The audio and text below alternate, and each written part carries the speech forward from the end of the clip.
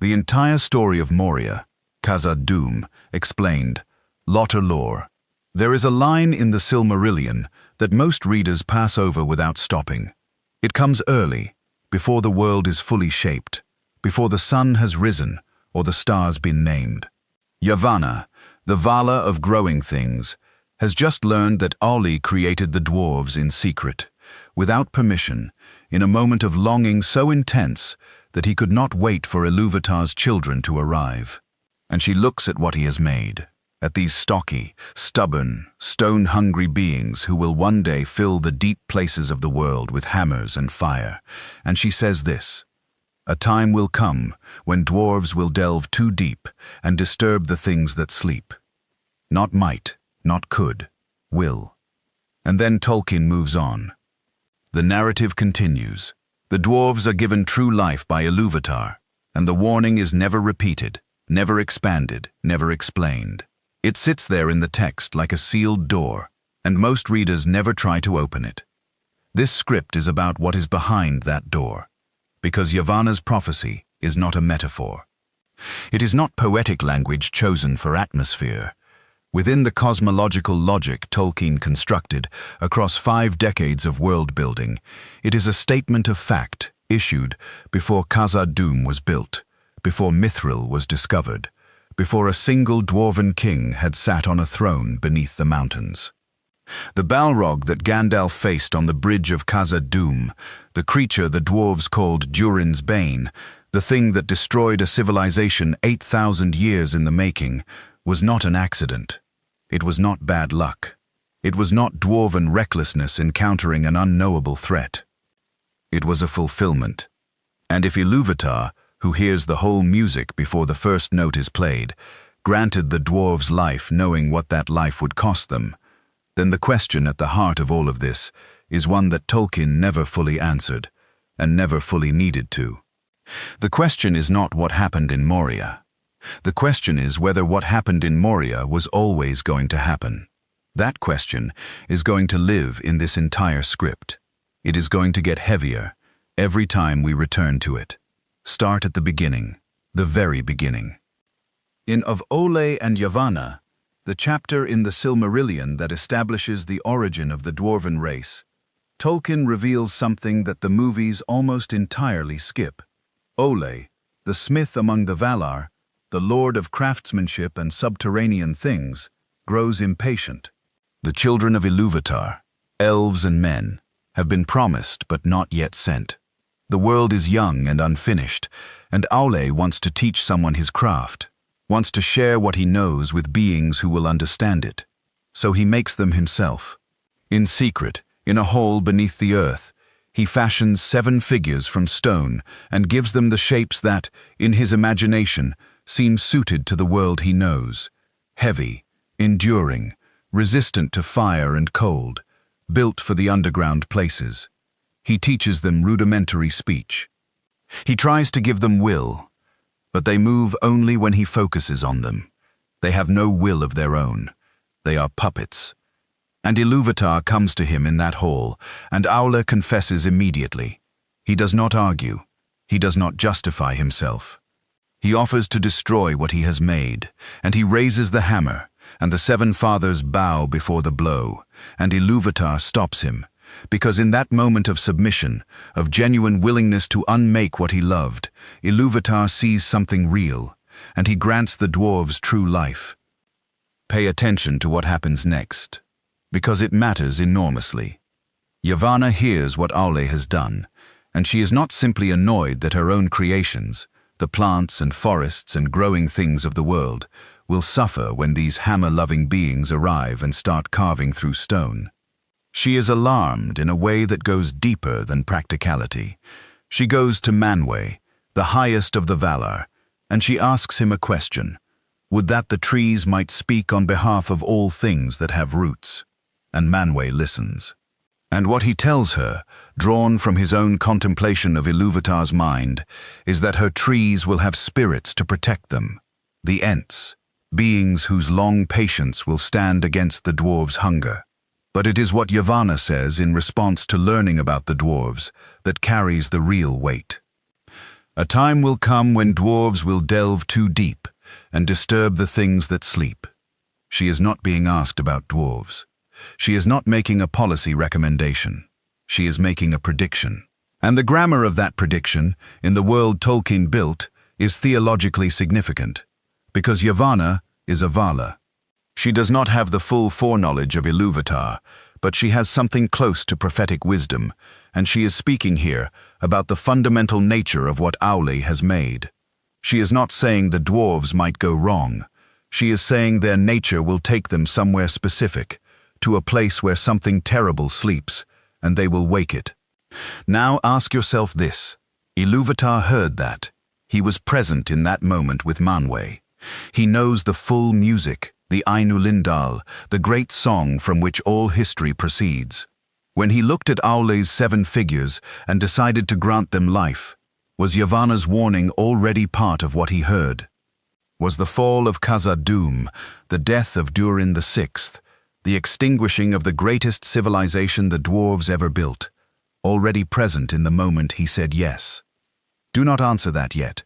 Hold it, because we need to understand what Khazad-dûm actually was before we can understand what losing it meant. Picture this.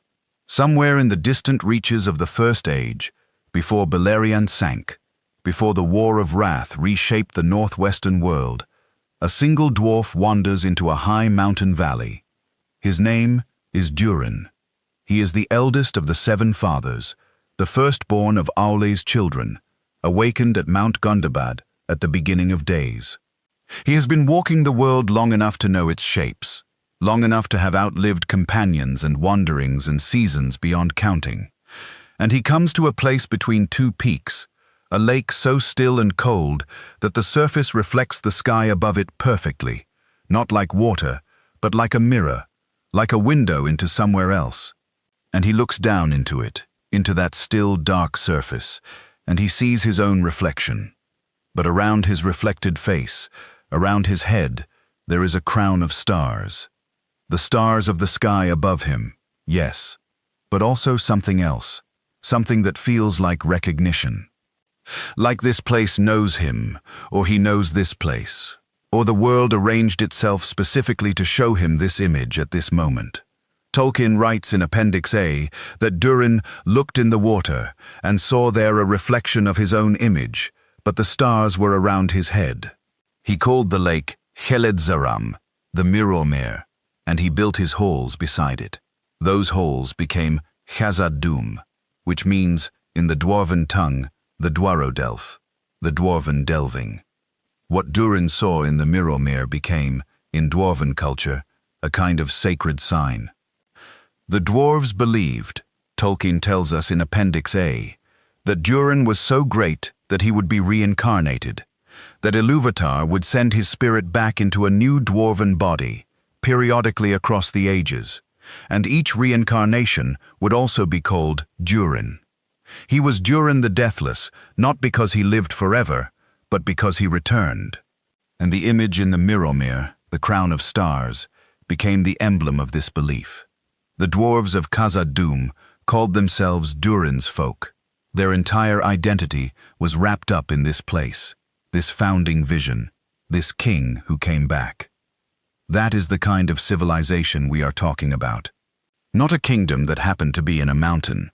A kingdom that believed the mountain was sacred, that believed the founding act of their greatest king was a cosmological event, a sign from something larger than themselves. Their civilization was not just magnificent in scale, it was magnificent in meaning. And it endured for, by any reasonable reading of Tolkien's chronology, somewhere between 6,000 and 7,000 years as an active, thriving power before the disaster of the Third Age. Let that number settle. 6,000 to 7,000 years. For comparison, the entirety of recorded human history is less than half that. The Egyptian Old Kingdom, one of the longest-lasting political entities in our world's history, lasted roughly 500 years. The Byzantine Empire, in its extraordinary longevity, managed about 1,000. Khazad-dûm, at its height, had been standing and growing for longer than all of those combined. And here is where it gets interesting. The appendices are careful about what they tell us of Khazad-dûm's interior history in those long millennia, because Tolkien was working from dwarven records that were jealously guarded and linguistically opaque, even to Elvish scholars. But what the appendices do confirm is this. The dwarves dug deep from the very beginning. The founding principle of Khazad-dûm was not just habitation, it was excavation. Generation by generation, the halls went deeper, the tunnels extended further, the mines followed the veins of ore and precious stone downward into the living rock. And somewhere in those depths, in the Middle Ages of the Third Age's predecessor, they found something that changed everything. Mithril. Tolkien's description of Mithril in A Journey in the Dark, one of the most beautiful passages of quiet awe in all of The Lord of the Rings, deserves to be heard as the lore it actually is. Gandalf says, in the mines of Moria, that the orcs, the dwarves and others, have long sought the precious metal, and that a coat made of it was worth more than the Shire and everything in it. He calls it true silver. He says it can be beaten like copper, polished like glass, and yet will turn a blade. The mail shirt given to Bilbo by Thorin Oakenshield, which saves Frodo's life under Balin's tomb, was made of mithril, a single shirt, worth a kingdom. And mithril existed in only one place in all of Middle-earth, under Khazad-dûm, not because of geology in the simple sense, because of something that the cosmological structure of Tolkien's world implies far more specifically. Mithril was found in a single vein, running ever deeper into the roots of the misty mountains. And as the dwarves followed it down, as generation after generation of Durin's folk pursued it into the dark with the absolute conviction of their nature, the vein narrowed and went lower and lower. Tolkien writes in Appendix A that in their lust for mithril, the dwarves awoke in the deep places, something terrible. The language is precise. They awoke it. It was already there. It was sleeping. Now here is the part that nobody sits with long enough. The Balrogs, those great fire spirits of shadow and flame that appear in the First Age, battles as among the most terrifying servants of Morgoth, are not demons from some other cosmological system imported into Tolkien's world.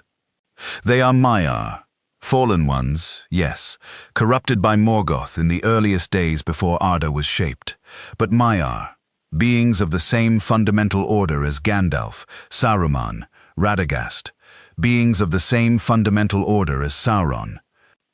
Tolkien makes this explicit in Letter 144, his letter to Naomi Mitchison, where he describes the Balrogs as Maiar who, after Morgoth's defeat at the end of the First Age, fled and hid themselves in caverns, inaccessible at the roots of the earth. Not destroyed, not cast out of the world, hidden. Sleeping in the deep stone where no power of the Valar's armies had reached, where the War of Wrath's terrible completion had not penetrated. Picture this. The year is somewhere near the end of the First Age. The War of Wrath is over. Morgoth is captured, cast through the door of night, and imprisoned beyond the walls of the world. His fortress of Angband is destroyed. Thangorodrim, the three great peaks above his underground realm in the far north, has been broken. The armies of the Valar and the elves and men, who came from Numenor's ancestors, sweep through what remains of his domain, and they cleanse it. But the earth is deep. The roots of the mountains are very far down. And in those roots, in places where light has never reached, in the absolute zero darkness where the world's heat first formed from Ilúvatar's thought, something powerful and old and burning with Morgoth's fire finds a hole, folds itself in, goes still, breathes out, and waits.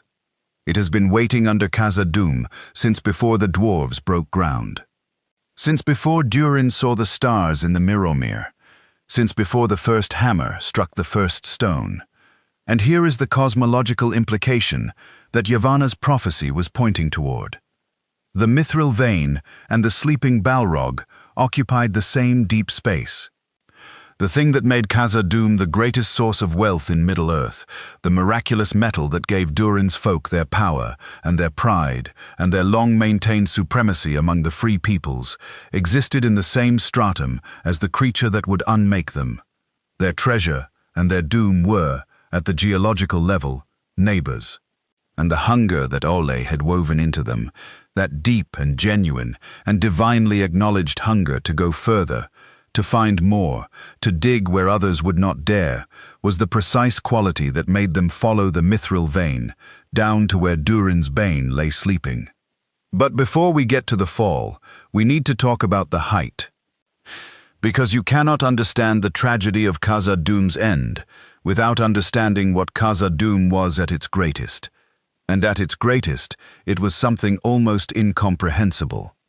The height of dwarven civilization under the misty mountains coincides, not accidentally, with one of the most consequential periods in the Second Age of Middle-earth. This is where Unfinished Tales becomes essential. Specifically, the section called The History of Galadriel and Celeborn, which contains information about the relationship between Khazad-dûm and the elvish realm of Eregion that Peter Jackson's films left entirely on the cutting room floor. Eregion, the Land of Holly, a realm founded by Noldor elves just west of the Misty Mountains, specifically in the shadow of Khazad-dûm's western approach, and not by accident. The elves who settled Eregion were drawn there by proximity to the dwarves, and specifically by what the dwarves had in their minds. Not just mithril, not just the wealth of stone, something more specific and more dangerous. The Gwaith y Myrdain, the elvish craftsmen of Eregion, the most technically gifted smiths among the Noldor of the Second Age, were in many ways the counterparts of the dwarves. They were obsessed with craft, with the transformation of matter into art, with the question of how deep the making arts could go, and their leader, Celebrimbor, grandson of Feanor, heir to the most brilliant and most catastrophic creative mind in elvish history, found in the dwarves something no other elvish people had seriously engaged with: partners. The friendship between Celebrimbor's Gwaith y Myrdain and the dwarves of Khazad-dûm was not a casual political alliance.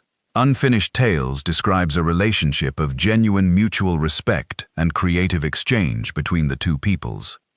The elves had techniques of craft, of inscription, of the embedding of will into matter that the dwarves valued enormously.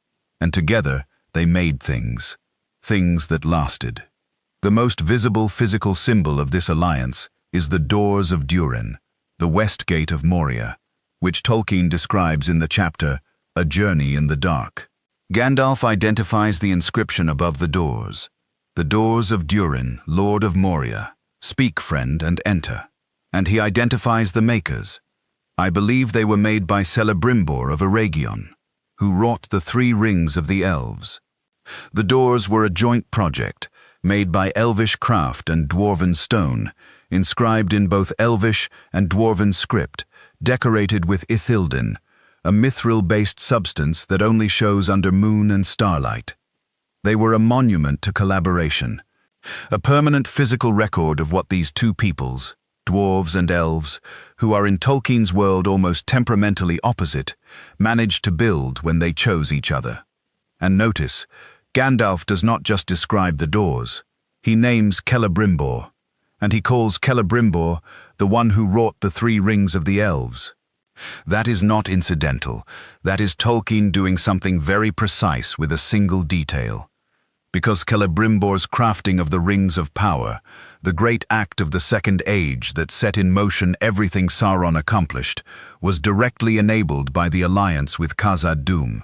The access to mithril, the exchange of technical knowledge, the long period of creative collaboration that made the elvish smiths of Eregion the most sophisticated craftsmen in the world. All of that flowed through the relationship with Durin's folk. Which means that the Rings of Power, the One Ring, Sauron's dominion over Middle-earth, the War of the Last Alliance, the death of Gil-galad and Elendil and Anarion, the long diminishment of the Third Age, the fall of Arnor, the corruption of Minas Ithil into Minas Morgul, everything Frodo carried to the Crack of Doom traces a genealogy that runs, in part, through the doors of Durin. That is not speculation. That is what the texts actually say when you follow them all the way down. Pay attention to this next part, because this is the pivot point where the history of Khazad-dûm stops being about dwarves and becomes about the whole of Middle-earth. Annatar came to Eregion during this period of extraordinary creative flowering. The Lord of Gifts, he called himself, an emissary of the Valar, he claimed, sent to help the free peoples of Middle-earth in their work. He was beautiful. Tolkien tells us in Of the Rings of Power and the Third Age, appearing wise and generous and deeply knowledgeable about the craft of making. Galadriel distrusted him immediately and refused him entry to Lothlorien. Celeborn distrusted him. But Celebrimbor, whose love of craft was so pure and so total that it had overridden his grandfather's wisdom as well as his grandfather's darkness, saw in Annatar someone who understood what he was trying to do at the deepest level. And Annatar was Sauron. The forging of the Rings of Power happened in Eregion, in the workshops of the Gwathi Myrdain, in the city that existed because of its proximity to Khazad-dûm and its alliance with Durin's folk. The dwarves themselves were not deceived by Sauron in the way the elvish smiths were. The 7 rings given to the dwarf lords were not made with Sauron's direct involvement in the same way the 9 were, and dwarven nature proved resistant to Sauron's intended domination. He gave them rings, yes. He hoped to use those rings to control them and their treasure. But what he got instead was a different kind of consequence. The dwarven rings inflamed their hearts with greed. Tolkien writes in Appendix A. They did not make dwarf lords into wraiths. They did not hollow them out and make them servants. They amplified the existing hunger, made the dwarves more dwarven, more driven, more deep-delving. This is where the threads begin to pull together in a way that feels less like coincidence and more like architecture. Sauron's rings failed to enslave the dwarves, but in the long, slow centuries that followed, they may have contributed to the very hunger that drove Durin's folk deeper into Khazad-dûm's depths. The rings that were supposed to bring the dwarves under Sauron's will instead became, possibly, a factor in the escalation of the mining that eventually disturbed Durin's bane. The enemy's own weapon, deflected by dwarven nature, may have played a role in the specific catastrophe that consumed the dwarves more completely than Sauron's domination would have. Is that confirmed? No. Tolkien does not draw that line explicitly. But he built the world so that the line is there to draw, if you look at all the pieces simultaneously.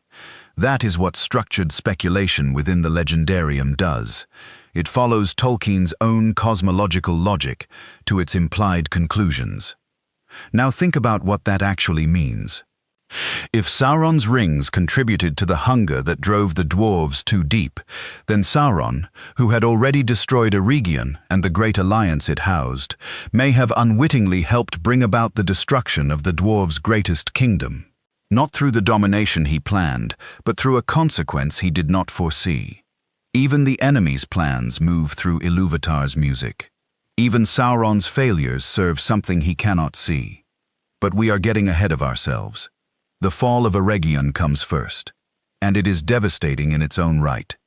When Sauron revealed himself by placing the one ring on his finger, when he spoke the ruling verse, and the elvish ring-bearers felt it and understood what had been done to them, the Gwathi Myrdain removed their own rings immediately. The collaborative dream was over. Sauron's response was military.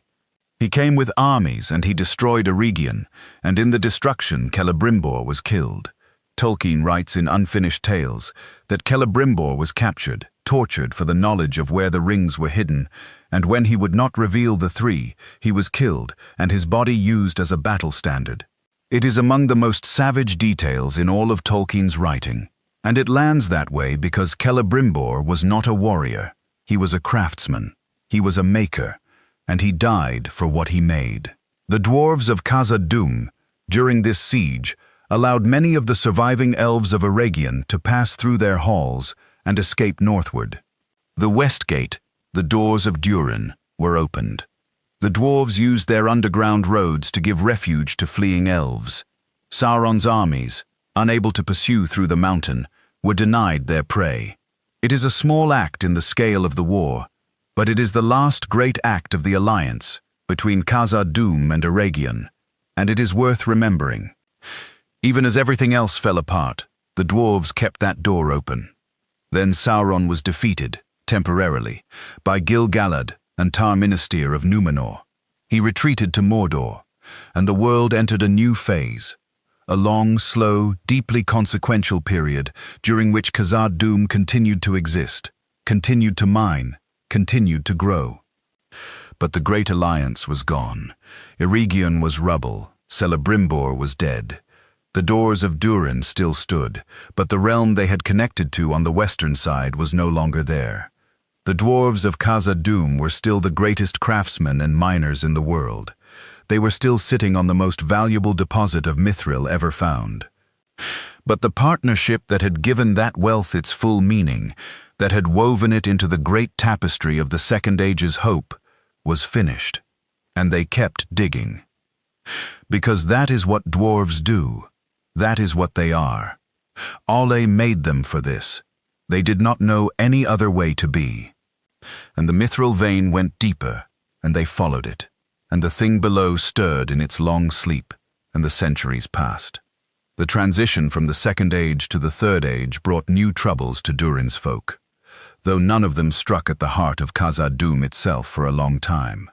Orcs infested the mountains. Dragons appeared in the east. Other dwarven kingdoms fell, one by one, to various catastrophes.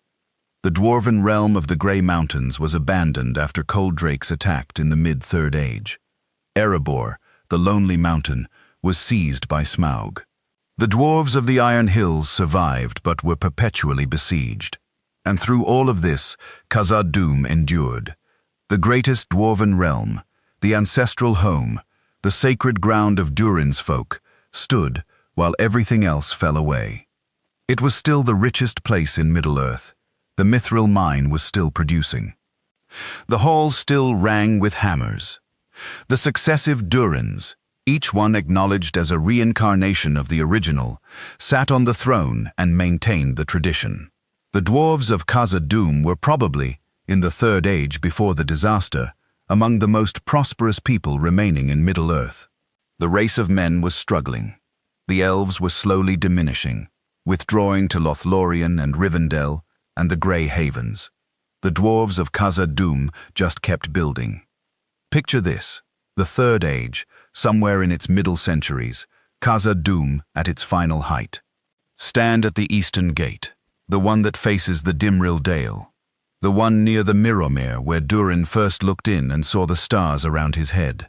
The air smells of stone and smoke and the particular deep cold of mountain rock.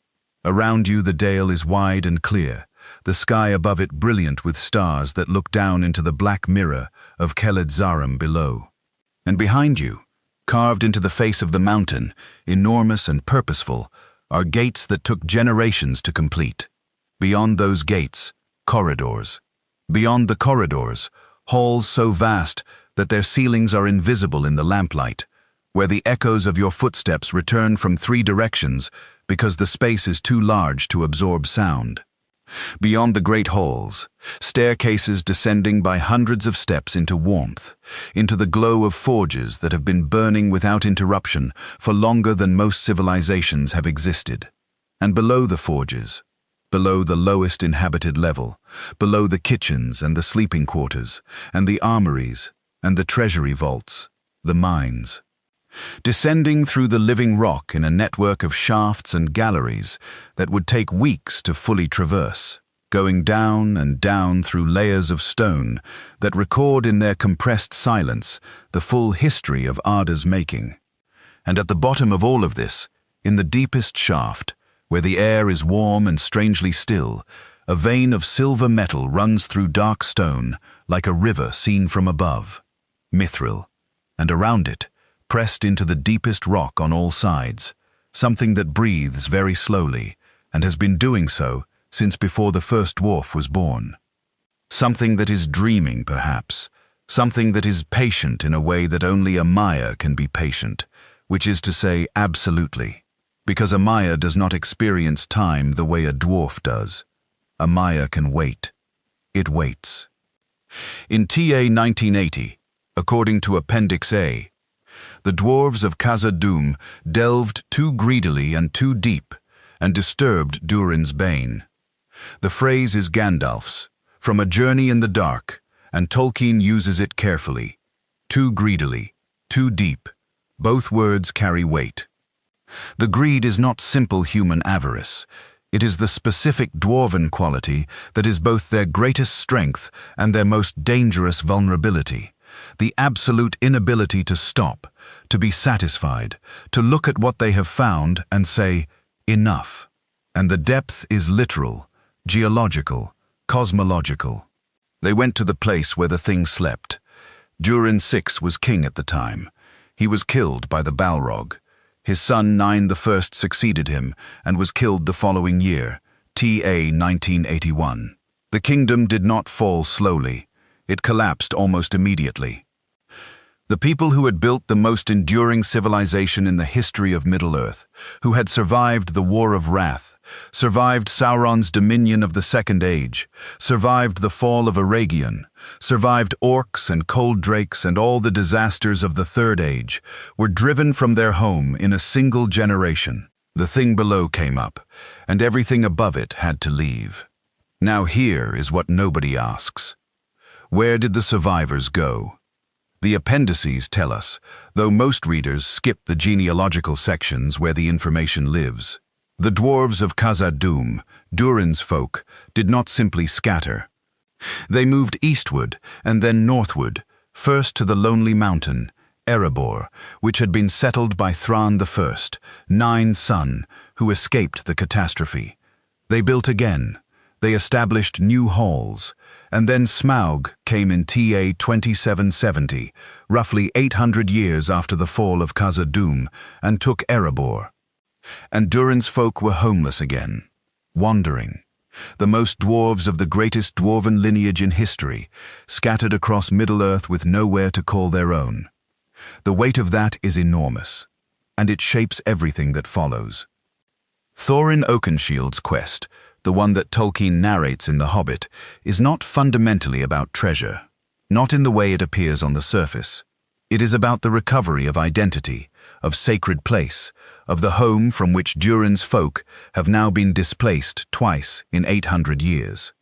And underneath even that, beneath the desire to reclaim Erebor, there is the older wound. Because Erebor was always the secondary home, the real home, the original home, the home that Durin himself built from a vision in a still lake, is Khazad-dûm. And in TA 2989, more than 1,000 years after the fall, someone decides to try to take it back.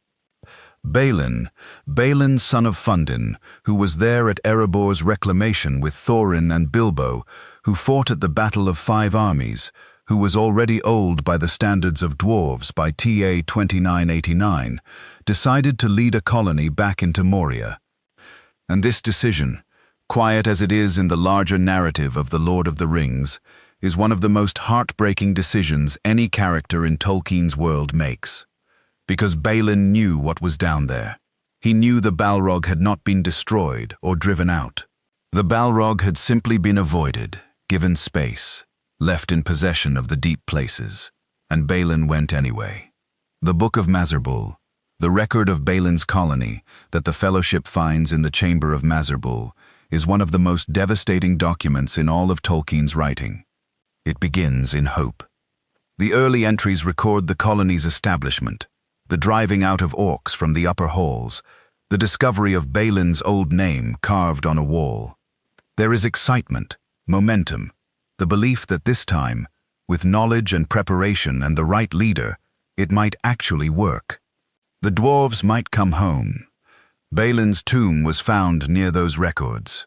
He was killed in TA 2994, 5 years after the colony's founding, shot by an orc arrow at the Mirrormere, at the very lake where Durin had his founding vision. The tomb was placed in the Chamber of Mazarbul, a hall that itself was once the record room of Khazad-dûm, where the great chronicles of Dwarven history were kept, and the entries in the Book of Mazarbul grow progressively more desperate after his death. "We cannot get out," the final entry reads. "They are coming." When Gandalf reads those words aloud in the chamber of Mazarbul, with the Fellowship listening and the drums of the orcs already audible in the deep, there is a silence in the narrative. Tolkien does not editorialize. He does not tell you how to feel. He just stops, and then the noise begins, and the chapter that ends with the bridge of Khazad-dûm has already become something different from what it was in the opening pages of A Journey in the Dark. Because now the Fellowship is not just passing through a ruin. They are walking through the memorial of a second, deliberate attempt to recover what was lost, and that attempt ended with, "We cannot get out." The drums. The drums in the deep, that phrase, from the Book of Mazarbul, is so brief, so simple, and Tolkien makes it do so much work. The dwarves of Balin's colony heard it in their final days, the rhythmic pounding from below, from the places even they had not reached, from where the Balrog moved through the deep rock. Drums. Because orcs use drums for communication and intimidation, yes. But in this context, in this specific chapter, in the narrative architecture Tolkien builds toward the bridge, those drums are something more. They are the announcement of something waking up again, something that was not finished the first time, something that was waiting. And here is where the central question returns, heavier now than when we first asked it. When Ilúvatar granted the dwarves life and knew the fullness of what that life would contain, did he allow the fall of Khazad-dûm to happen once? Or did he allow Balin's colony? Did the music he heard include not just the original catastrophe, but the return, the hope, the desperate letters scratched by dying hands in a room that had once held the accumulated knowledge of a civilization? Was Balin's courage written into the score alongside Durin's doom? Because here is what makes Balin's decision so particular, so specifically dwarven, so specifically the thing that Yavanna was warning about all along. Balin did not go back to Khazad-dûm despite knowing the danger. He went back with full knowledge of what was there, what had destroyed the kingdom before, what might destroy the colony now. He went back anyway, because the hunger that Ole put in them, the absolute, inexhaustible drive toward the deep places, toward the made thing, toward the found thing, toward the home that is carved rather than grown, toward the mountain rather than the forest, that hunger does not turn off. It cannot be managed away or reasoned away. It is the essence of what they are. And Tolkien knew that. He built that. He made a people for whom going home to a place that will probably kill them is not irrational. It is inevitable. And then he put Balin in charge of the second attempt. Balin, who was already old. Balin, who had seen enough of the world to know better, and he let Balin decide that knowing better was not sufficient reason not to try. That is the specific quality of dwarven tragedy in Tolkien's world. It is not the tragedy of ignorance. It is the tragedy of knowledge that cannot override nature. Picture this. The year is TA 2989. Balin stands at the east gate of Moria, the Dimril gate, and he is looking at the Mirrormere. The stars are visible in it, as they were when Durin stood here thousands of years ago.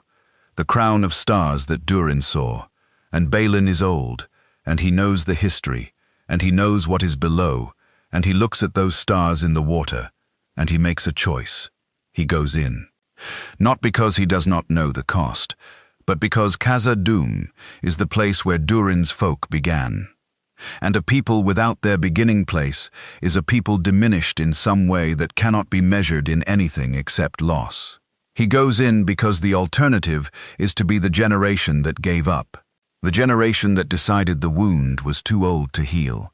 And Tolkien gives him 5 years, just long enough to find the old holes and begin the work of restoration, just long enough for the Book of Mazarbul to fill with entries that could have been called hope.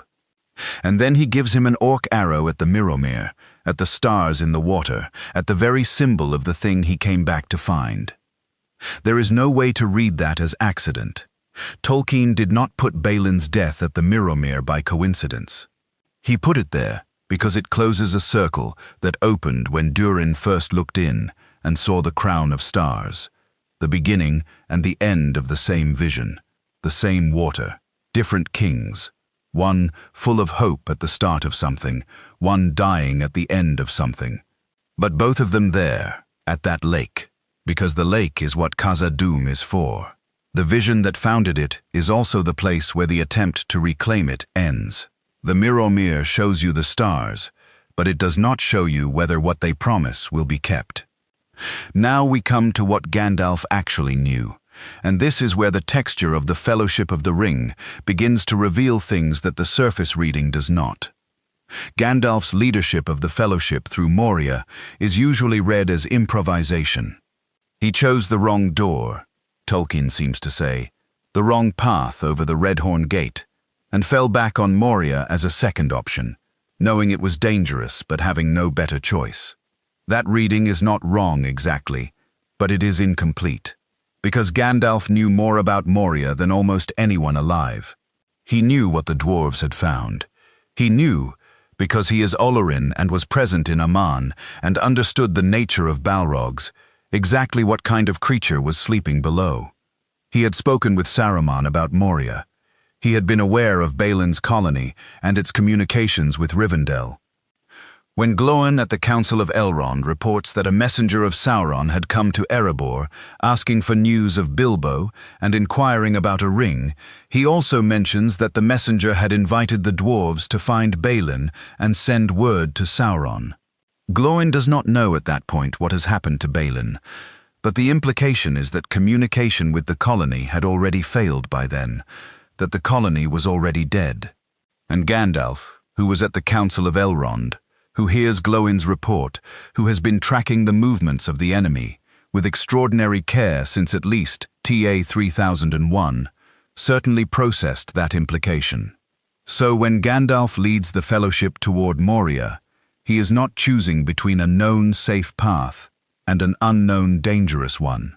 He is choosing between the certainty of Caradhras defeating them and the high probability that Moria is no longer a living dwarven kingdom, that whatever they walk into will be a ruin, and that the ruin will contain something that even he, a Maya in the form of an old man, will need to be lucky to survive. He chooses Moria anyway, for the same reason Balin did, not because it is safe, because it is necessary, because there is no other way, and perhaps because Gandalf, who knows more of the purposes of Ilúvatar than most beings in Middle-earth, suspects that whatever waits in Moria for him is part of what he is in Middle-earth to do. The Bridge of Khazad-dûm is the most analyzed confrontation in all of Tolkien's work, and deservedly so. But the analysis usually focuses on the question of who Gandalf is and what power he demonstrates in breaking the bridge. What gets less attention is the geography, where Tolkien places the confrontation, because Tolkien is a writer who thinks in spatial metaphors, who builds meaning into landscape with the same intentionality that he builds it into language. And the Bridge of Khazad-dûm is not just a dramatic setting for a great fight. It is the deepest accessible point of the ancient kingdom. It is the threshold. The bridge spans the great fissure, the crack in the rock at the deepest inhabited level of Khazad-dûm. Below the bridge, in that darkness, is the thing Tolkien calls in The Bridge of Khazad-dûm a Balrog of Morgoth. And Gandalf faces it on the bridge itself, on the threshold between the kingdom that was and the depths where the Balrog came from, not inside the dwarven halls, not in the open, on the boundary. The words Gandalf speaks are extraordinary and deserve to be treated with the attention they command. You cannot pass, not you shall not pass, as the films have it, though that is close. You cannot pass. The word cannot carries different weight than shall not. Shall not is a command. Cannot is a statement of fact, of cosmic limitation. Gandalf is telling the Balrog not what he forbids, but what is simply true. And then he names himself. I am a servant of the secret fire, wielder of the flame of Anor. You cannot pass. The dark fire will not avail you. flame of Udun. Go back to the shadow. The secret fire, the flame of Anor. These are not invented titles for dramatic effect. They are cosmological references. Tolkien writes in the Ainulindalë of the Silmarillion that Ilúvatar sent the secret fire to burn at the heart of the world. This fire, the imperishable flame, is the creative principle of Ilúvatar himself, the source of being. When Gandalf identifies himself as a servant of that fire, he is not simply identifying his allegiance. He is stating the order of being from which his power comes. He is saying, I serve the thing that is prior to you. I serve the making principle that preceded Morgoth's corruption and that cannot be unmade by it. The Balrog does not speak. In Tolkien's world, at this late stage, the servants of Morgoth rarely need to speak. Their darkness is argument enough. But what the Balrog does, in charging the bridge, tells you something about its nature. It is still Morgoth's creature. It still answers to the impulse of dominance, of destruction, of the burning dark that Morgoth made its home. It has been sleeping for 3,000 years in the deep rock, but it has not changed. It is exactly what it was. The stone around it changed. The civilization above it rose and fell. The world moved through 2 ages of history. But the Balrog is what it was when Morgoth made it his. And Gandalf breaks the bridge under it. The ancient stone, carved by dwarven hands in an age so distant that its name is only a number, cracks, and the Balrog falls into the dark below. But its whip catches Gandalf's ankle. And Tolkien writes one of the quietest, devastating lines in the whole of the book, "Fly, you fools." And then Gandalf falls. The Fellowship flees. They come out into the Dimril Dale, into the light, into the air that is not the air of enclosed stone, and Aragorn looks back at the mountain and says, "Farewell, Gandalf. What hope have we without you?" And the dale is bright and cold, and the Mirrormere is there, still and dark, still showing the stars, still doing what it has always done. Picture this. Stand in the Dimril Dale in that moment, just after the Fellowship has staggered out of the East Gate. The sky is clear. The sun is up. The Fellowship is weeping, those who weep, or standing in silence, those who do not. And there is Khazad-dûm, the Mirrormere, just where it has always been, doing exactly what it did when Durin stood here in the First Age and saw the crown of stars. The lake does not know that Gandalf has just fallen. The lake does not know about Balin. The lake does not know about the Balrog or the Mithril or the Rings of Power or Sauron or any of it. It just reflects. It shows you the sky above and makes it look like the sky below. It shows you the stars even in daylight, if you look deep enough, because the water is that dark and that still. Durin looked in and saw a crown of stars and built a kingdom. The Fellowship looks back at the mountain and sees nothing. The mountain has taken everything. That is the geographical statement Tolkien makes by placing both the founding vision and the colony's death and the Fellowship's exit at the same lake. The Mirrormere does not change. What changes is the people looking into it, and what they see, and what it costs them. Now step back further. Look at the whole of Khazad-dûm's history, across all 3 ages, and ask what Tolkien actually built here. He built a civilization whose founding virtue was inseparable from its founding flaw. The dwarves are, in Tolkien's taxonomy, fundamentally good. They are not corrupted races. They are not evil by nature. They were made by a Vala who acted from longing rather than malice, granted life by Ilúvatar who saw in that act something real and worthy of existence. The Silmarillion is very careful about this. Aule's creative impulse, even though it exceeded his authority, was not dark. It was the same impulse that drives all making, all craft, all the desire to give form and life to what exists only in imagination. Ilúvatar recognized it. He honored it. He said yes. But he said yes, knowing what the dwarves were, knowing the specific shape of their nature. Knowing the hunger in them, the capacity for greed alongside the capacity for loyalty, the ability to hold a grudge across generations, the willingness to go deeper than safety allows, in pursuit of what they love. He knew Yavanna's warning. He heard it. He did not correct it. He let it stand as a true statement about the beings he was granting life to. And here is the theological weight of that. The part that is not speculation but is the logical conclusion of Tolkien's own cosmological framework. Ilúvatar's music contains everything. The Ainulindal makes this explicit. Even the dissonance that Melkor introduced, even the terrible wrong notes of the enemy's theme, were taken up and woven into something larger, something that Ilúvatar heard as more complex and more beautiful than the simple harmony it had disturbed. The tragedy in the music is not an error. It is part of what the music is. The fall of Khazad-dûm, the death of Balin's colony, the breaking of the bridge, and the loss of Gandalf. All of these things, if Tolkien's theology is taken seriously, were present in the music before the first hammer struck the first stone in the misty mountains. That is not predestination in the simple human theological sense. Tolkien was a Catholic, and he thought carefully about free will, about the way divine foreknowledge operates in a world where creatures genuinely choose. The dwarves chose to dig. Balin chose to go back. Gandalf chose to face the Balrog. All of those were genuine choices, made by genuine persons with genuine wills.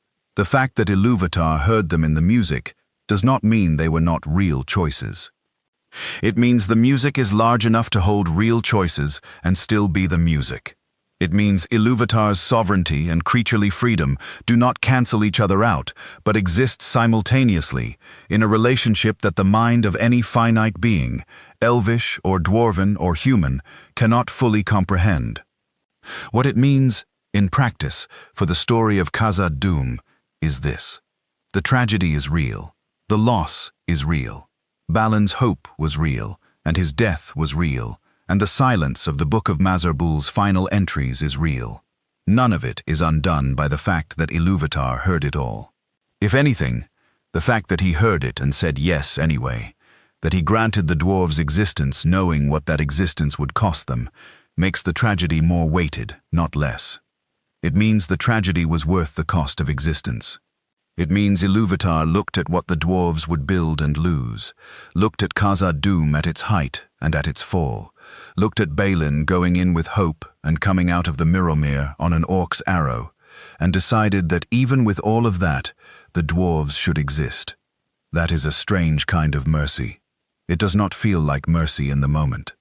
It feels like a world built to break the things that love it most. But Tolkien was always writing towards something on the other side of that breaking, and the existence of Gimli, son of Glóin, who walks into Moria knowing what it is, and what it contains, and what it cost his people, who stands at the Mirrormere and weeps, is part of that answer. The love does not stop. The people go on. They carry the loss. And they keep being what they were made to be. There is something deeply right about the fact that it is Gimli who is among the fellowship in Moria, not a random dwarf, not a dwarf chosen by strategic calculation. Gimli, son of Glóin, whose father Glóin fought at Erebor with Thorin Oakenshield, who was born into a generation of Durin's folk that had twice lost its home and rebuilt and carried the wound of Khazad-dûm in their cultural memory for over 1,000 years. Gimli is what the heirs of Khazad-dûm look like after all that time.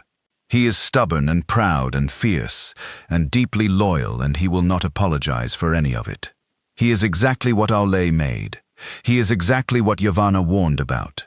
He is the specific gravity of that lineage, walking through the ruins of what his people built.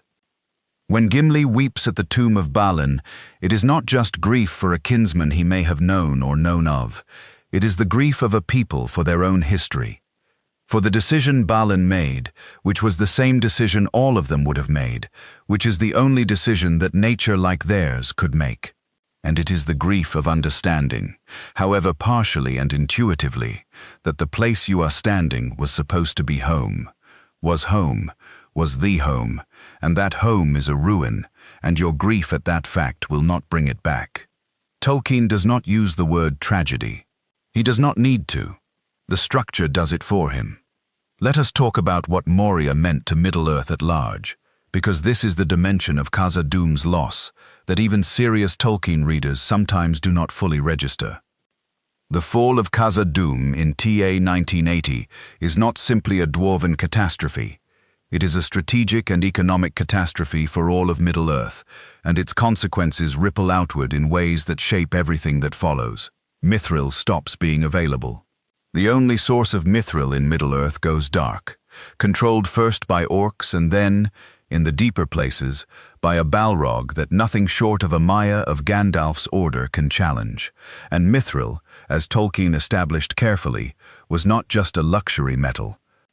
It had specific properties, specific applications in the craft of protection and beauty and power that no other substance could replicate. The rings of power themselves, to the extent we understand their material composition, involved mithril. The great works of the Second Age's craft, flowering in Eregion, were enabled by it. With Khazad-dûm dark, with the mithril mine sealed by the presence of what woke below, the material foundation of a particular kind of making disappears from the world. And this happens, remember, in the context of the Third Age, which is already a diminished age. The First Age had the Valar actively present in Beleriand. The Second Age had the Númenóreans at the height of their power, had Sauron in the open rather than hidden, had the great confrontations and alliances that were large in scale even when terrible in consequence. The Third Age is the age of the long retreat. Things that were made in earlier ages are still used but not replaced. The works of Feanor and Celebrimbor, and the great craftsmen of the past, exist but are not renewed. Sauron returns, but cannot recreate the rings because his own ring is lost. The elves are fading. Men are diminished from their Númenórean ancestors. The world is getting smaller, older, thinner. And in this context, Khazad-dûm going dark is not just the loss of a dwarven kingdom. It is the sealing of one of the last great sources of the world's creative power. The place where the deepest making happened, where the most remarkable substance in Middle-earth was found, becomes a tomb, a monument to the gap between what the world was and what it has become. Gandalf knows this. He knows it in a way that Gimli, who carries the grief without perhaps fully articulating its scope, cannot quite know. When Gandalf stands at the entrance to Moria and hesitates, when he works for hours trying to remember the password for the doors of Durin, his hesitation is not simple anxiety about a dark place. It is the particular hesitation of a being who understands what entering that door means, who knows what is below, who has weighed the necessity of this passage against everything his centuries in Middle-earth have taught him about the cost of what sleeps in the deep. And he goes in, because the ring must go to Mordor, because there is no other way, because the purposes of Ilúvatar sometimes require walking through the precise location of everyone's greatest loss. The Balrog that Gandalf faces, that Tolkien names in the account of Gandalf's 9 days falling and fighting in Unfinished Tales, and in various remarks as Durin's Bane, is one of those survivors of the War of Wrath that Letter 144 describes. A Maya who followed Morgoth, who was destroyed in its outer form, but not in its essential being, who found the deepest hiding place in the world, and stayed there while the ages passed above it. When Gandalf fights it, when they fall together into the deep water beneath Khazad-dûm, and then climb through the lowest roots of the mountain and fight across the bridge peak of Zirak-Zigil for 3 days and nights, it is a confrontation between two orders of being that predate Middle-earth, two Maiar whose histories go back to before the world was made, one of whom has been trying to light things up, and one of whom has been trying to burn them down. Gandalf wins. The Balrog is destroyed, and in being destroyed, in being unmade by the sustained effort of a Maya, in full expression of his purpose, it ceases to be the problem it has been for 5,000 years. The thing that killed Durin 6, the thing that drove Durin's folk from their home, the thing that waited in the dark while the ages passed, is finally gone. But Gandalf appears to die in the destruction, and the Fellowship, losing him, nearly loses itself. The cost of destroying Durin's bane is the Grey Wanderer, and the world receives him back, but changed. Gandalf the White, Saruman's role, taken, because Saruman has failed.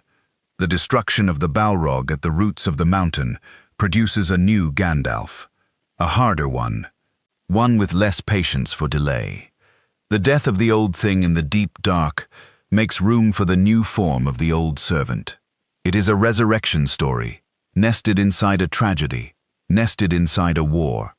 Tolkien does not call it that, but the structure is unmistakable. And here, in the latter third of everything that Khazad-dûm was and is, we arrive at the question of what the Mines of Moria mean to the end of the Third Age, specifically to the War of the Ring, not just as a passage the Fellowship happened to take, but as a location whose entire deep history was activated by the events of that passage. Because the Balrog's awakening was not isolated. When Durin's bane rose in TA 1980 and destroyed Khazad-dûm's kingdom, it made Moria into a fortress of sorts, a deep place held by something powerful and ancient that Sauron could not easily claim as his own. Balrogs are not Sauron's servants, they were Morgoth's servants. And Morgoth is gone. The Balrog that lived under Khazad-dûm was, in a cosmological sense, a remnant of a prior order, a holdover from the First Age, owing no allegiance to Sauron's ambitions. This means that while Moria was full of orcs who probably did acknowledge Sauron's supremacy, the Balrog at the core of it was not part of his network of power. It was an older, wilder, more fundamental darkness, and its presence in the mountain was not a strategic placement by Sauron, but an inheritance from Morgoth's age. This is a subtle distinction, but it matters. Sauron's power in the Third Age is extensive, but it is organized around the Ring and the Nine and his armies. The Balrog is none of those things. It is prehistoric, in the deepest sense of that word. Pre-war, pre-Ring, pre-everything that the Third Age is organized around. It exists in the mountain the way the mountain exists, because it was there before any of the current powers started making plans. And Gandalf's destruction of it in TA 3019, the year of the War of the Ring, removes one of the last surviving direct links to Morgoth's physical presence in Middle-earth. When Durin's bane is destroyed on the peak of Zirak-Zigil, what dies is not just a monster that killed dwarven kings. What dies is one of the last embodied expressions of the first enemy's personal corruption of the world. The War of the Ring is, among many other things, a final confrontation with the long tail of Morgoth's evil, and the Balrog under Moria is part of that tale. Its destruction is part of the Third Age's completion, its ending, the clearing away of the old darkness to make room for whatever comes next. The dwarves understand this, eventually. Tolkien writes in the appendices that after the War of the Ring, after Sauron's fall, Durin's folk recovered Khazad-dûm. Durin the Seventh, who is called Durin the Last in the appendices, leads his people back into the ancient halls. The mithril mines, presumably, are accessible again. The halls that rang with hammers for thousands of years are inhabited again. The cycle of Durin comes to its final expression. A restoration, a homecoming, a return to the place that was always, whatever it cost, the place. The crown of stars in the Mirrormere, presumably, is still there, still reflected, still waiting to be seen. And here, at the end of everything Khazad-dûm's history contains, we arrive at the question for the third and final time, not as it was asked in the cold open, as a puzzle about divine foreknowledge and a single civilization, but as it has become after everything we have walked through together. When Ilúvatar said yes to Auli's children, when he looked at those 7 figures of stone and breathed genuine life into them, knowing Yavanna's warning, knowing the Mithril and the Balrog and Balin's arrow and the Book of Mazarbul's final silence, knowing the cost of this yes in full, was he doing something monstrous? Was he purchasing the existence of a remarkable people at the price of their most devastating loss? Or was he doing something that only makes sense if you believe that existence itself, even existence that carries tragedy within it, like a vein of mithril runs through dark stone, is worth the having. Because the dwarves endured, not Khazad-dûm, not always, not without cost beyond counting, but Durin's folk endured. Through the fall of the kingdom, and the exile, and the loss of Erebor, and the wandering, and Balin's hope and Balin's death, and 1,000 years of carrying the wound of Moria in their cultural body. They endured. They are still there in the Fourth Age. Durin the Seventh goes home. The hammers ring again. The ancient halls, which have been silent for more than 1,000 years, hear dwarven voices for the first time in living memory. And the Miromir shows the stars. That is not an accident. Tolkien put the restoration there in the appendices. Quietly, without fanfare, almost as a footnote. But it is the completion of the longest arc in the legendarium. From Durin the Deathless, looking into the water, to Durin the Last, leading his people back in. The same people, the same mountain, the same lake, the same stars. What the story of Khazad-dûm actually is, at its deepest, is not a cautionary tale about greed. It is not a monster story with a civilizational backdrop. It is not even primarily a dwarven story, though it is absolutely that.